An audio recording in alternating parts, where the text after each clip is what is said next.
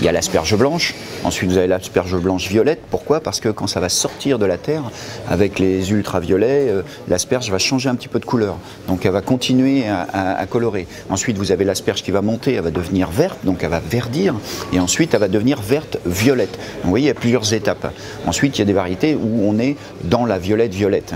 Et puis il y a la fameuse asperge sauvage. Alors l'asperge sauvage, c'est pas du tout celle qu'on pense. L'asperge sauvage, c'est le Beau-de-Provence, on en trouve un petit peu partout dans la nature. C'est un genre de faux brocoli qui monte.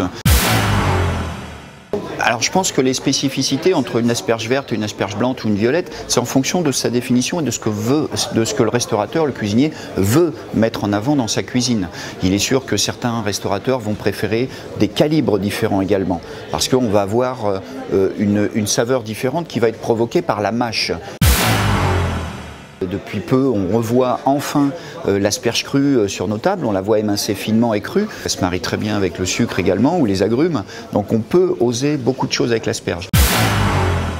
Une fois qu'elles sont cuites, le matin, il faut les passer le midi. Il ne faut pas les conserver 24 heures dans le frigo, puisque ça aura un effet toxique. Et plus vous allez la conserver cuite, plus il va y avoir un effet toxique. Donc attention, messieurs restaurateurs, ça c'est très très important. Une asperge qui va avoir, vous savez, le pied qui commence à se rétrécir, qui commence à se dessécher.